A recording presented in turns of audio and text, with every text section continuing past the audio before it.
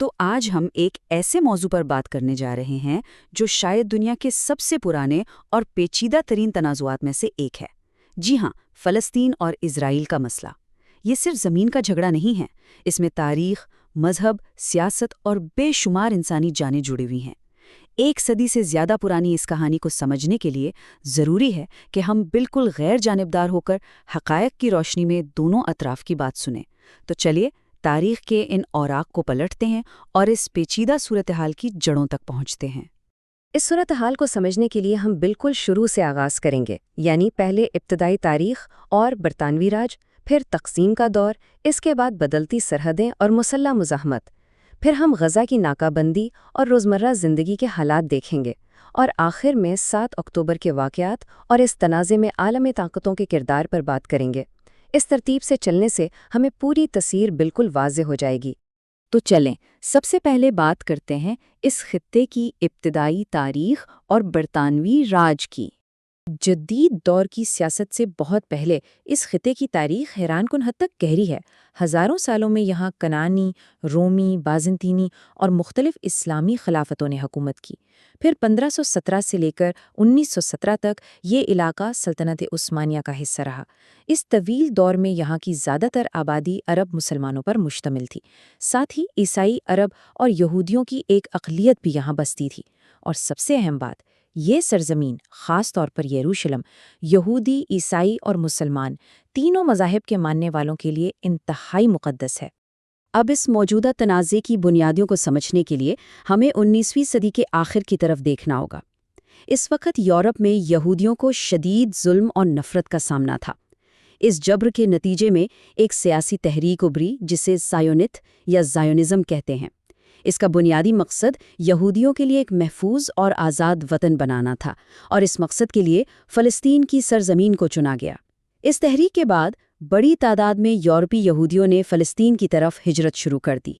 پھر آتا ہے 1917 کا سال۔ پہلی جنگ عظیم کے دوران برطانیہ نے فلسطین پر قبضہ کر لیا اور مشہور بیلفور اعلامیہ جاری کیا، جس میں فلسطین کے اندر یہودیوں کے لیے ایک قومی وطن بنانے کی حمایت کی گئی۔ ظاہر ہے اس بات نے فوراً ہی مقامی عرب آبادی میں شدید بے چینی پیدا کر دی، کیونکہ انہیں اپنی زمین کے چھن جانے کا ڈر تھا۔ پھر 1939 سے 1945 کے درمیان دوسری جنگ عظیم اور ہولوکاسٹ کا وہ انتہائی دردناک سانحہ پیش آیا، جس میں نازی جرمنی نے لگ بھگ 60 لاکھ یہودیوں کا بے دردی سے قتل عام کیا۔ اس ہولناک ظلم کے بعد دنیا بھر میں ایک یہودی ریاست کے قیام کے لیے ہمدردی میں بے پناہ اضافہ ہوا۔ اور اسی عالمی ہمدردی اور بڑھتی ہوئی مقامی کشیدگی نے حالات کو ایک نئے موڑ پر لا کھڑا کیا۔ اب ہم اپنے دوسرے حصے یعنی تقسیم اور النکبہ کی طرف بڑھتے ہیں۔ دوسری جنگ عظیم کے بعد 1947 میں اقوام متحدہ نے مداخلت کی اور فلسطین کو تقسیم کرنے کا ایک باقاعدہ منصوبہ پیش کیا۔ اس پلان میں تجویز دی گئی کہ یہاں ایک یہودی ریاست بنے گی، ایک عرب فلسطینی ریاست ہوگی اور یروشلم کو ایک بین الاقوامی شہر کا درجہ دیا جائے گا۔ اب اس پر دونوں فریقین کا رد عمل بالکل مختلف تھا۔ یہودی قیادت نے تو اس منصوبے کو فوری طور پر قبول کر لیا، لیکن دوسری طرف فلسطینی عربوں اور دیگر عرب ممالک نے اسے یکسر مسترد کر دیا، کیونکہ ان کا ماننا تھا کہ زمین کی یہ تقسیم بنیادی طور پر غیر منصفانہ ہے۔ اس اختلاف کے فوراً بعد تاریخ کا ایک بہت بڑا واقعہ پیش آیا۔ 14 مئی 1948 کو اسرائیل کے قیام کا باقاعدہ اعلان کر دیا گیا، اور دیکھیے اس اعلان کے ساتھ ہی خطے میں ایک وسیع جنگ چھڑ گئی، جسے 1948 کی عرب اسرائیل جنگ کہا جاتا ہے۔ اس جنگ میں مصر، اردن، شام، عراق اور لبنان بھی شامل ہو گئے، اور اس جنگ نے اس پورے خطے کا نقشہ ہمیشہ کے لیے بدل دیا۔ اب یہ جو نمبر آپ دیکھ رہے ہیں، 7 لاکھ، یہ صرف ایک ہندسہ نہیں ہے، یہ ان انسانوں کی تعداد ہے جنہوں نے اس تنازع کی سب سے بھاری قیمت چکائی۔ یہ ان فلسطینیوں کی لگ بھگ تعداد ہے جو اس پہلی بڑی جنگ کے دوران بے گھر ہوئے اور جن کی زندگیاں ایک ہی لمحے میں مکمل طور پر بدل گئیں۔ ان 7 لاکھ بے گھر ہونے والے فلسطینیوں کے اس وسیع انخلاء کو عربی میں النقبہ کہا جاتا ہے، جس کا مطلب ہے تباہی۔ یہ وہ لوگ تھے جو یا تو جان بچا کر بھاگے یا جنہیں اپنے گھروں سے بے دخل کر دیا گیا۔ یہ لاکھوں انسان غزہ، مغربی کنارہ، اردن، لبنان اور شام میں پناہ گزین بننے پر مجبور ہوئے، اور یہ کوئی ایک بار کا واقعہ نہیں تھا، بلکہ یہ ایک نسل در نسل چلنے والے پناہ گزین بحران کا آغاز تھا، جس کا درد اور ہجرت کی کہانیاں آج بھی زندہ ہیں۔ اس بڑے انسانی انخلا کے بعد زمین کا کنٹرول مسلسل بدلتا رہا۔ اب ہم حصہ 3 کی طرف آتے ہیں، جہاں ہم دیکھیں گے کہ کیسے بدلتی سرحدوں اور جنگوں نے نئی مسلح تنظیموں کو جنم دیا۔ تو ہوا یہ کہ 1948 کی جنگ کے بعد غزہ مصر کے کنٹرول میں چلا گیا اور مغربی کنارہ اردن کے پاس، لیکن پھر 1967 میں تاریخی 6 روزہ جنگ ہوئی جس نے سب کچھ بدل دیا۔ اس جنگ میں اسرائیل نے فیصلہ کن کامیابی حاصل کی اور غزہ، مغربی کنارے اور مشرقی یروشلم پر قبضہ کر لیا۔ تب سے ان فلسطینی علاقوں پر اسرائیلی کنٹرول جاری ہے اور بالکل اسی قبضے کے خلاف مزاحمت بھی بڑھتی گئی، جس کے نتیجے میں 1987 میں حماس نامی تنظیم کا قیام عمل میں آیا۔ اب اگر حماس کی بات کریں تو اس پر دنیا واضح طور پر 2 حصوں میں منقسم ہے۔ ایک طرف امریکہ اور کئی دوسرے ممالک ہیں جو اسے ایک دہشت گرد تنظیم مانتے ہیں جو اسرائیل پر راکٹ حملوں کی ذمہ دار ہے، مگر دوسری طرف بہت سے فلسطینی حماس کو ایک جائز مزاحمتی تحریک کے طور پر دیکھتے ہیں جو ان کے خیال میں اسرائیلی قبضے کے خلاف ان کی آزادی کی جنگ لڑ رہی ہے۔ اسی دوران ایک اور انتہائی حساس مسئلہ ابھر کر سامنے آیا اور وہ ہے مغربی کنارے میں اسرائیلی بستیوں کی تعمیر۔ فلسطینیوں اور بہت سے عالمی اداروں کا یہ سخت موقف ہے کہ ان مقبوضہ علاقوں میں بستیاں بنانا بین الاقوامی قانون کی صریح خلاف ورزی ہے، لیکن اسرائیل اس کے بالکل برعکس دلیل دیتا ہے۔ وہ ان بستیوں کے قیام کے لیے اپنے تاریخی روابط اور بہت ہی اہم سیکیورٹی وجوہات کا حوالہ دیتا ہے۔ ظاہر ہے سرحدوں اور سیاست کے ان پیچیدہ تنازعات کا سب سے سیدھا اور گہرا اثر وہاں رہنے والے عام انسانوں پر پڑتا ہے۔ تو اپنے چوتھے حصے میں ہم خاص طور پر غزہ کا رخ کریں گے اور وہاں کی ناکہ بندی اور روزمرہ زندگی کی تلخ حقیقتوں کو سمجھیں گے۔ یہ ناکہ بندی کیسے شروع ہوئی؟ اس کے لیے 2005 کا سال ایک اہم موڑ تھا۔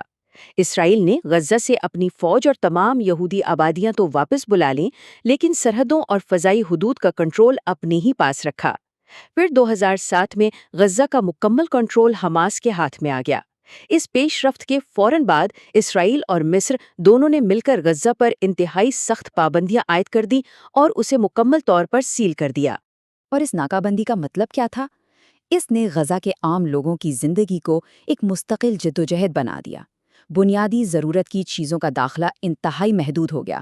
پینے کے صاف پانی کی شدت کی کمی، بجلی کا طویل بحران، بے روزگاری کی بلند ترین شرح اور ادویات کی سنگین ترین قلت۔ ذرا سوچیں، ان حالات نے نسل در نسل وہاں کے لوگوں کے لیے بقا کی جنگ کو کتنا مشکل بنا دیا ہے۔ اب اس ناکہ بندی پر بھی عالمی آراء بالکل متصادم ہیں۔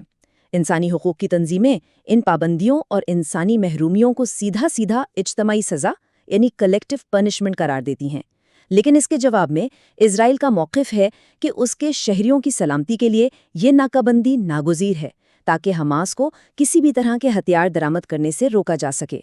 ناکہ بندی اور مسلسل کشیدگی کا یہ لاوا بالآخر جدید دور کی سب سے ہولناک تباہی کی شکل میں پھٹا۔ اپنے 5ویں حصے میں ہم 7 اکتوبر اور اس کے بعد شروع ہونے والے انتہائی تکلیف دہ انسانی عالمیے کی بات کریں گے۔ 7 اکتوبر 2023 تاریخ کا ایک انتہائی خونی باب ثابت ہوا۔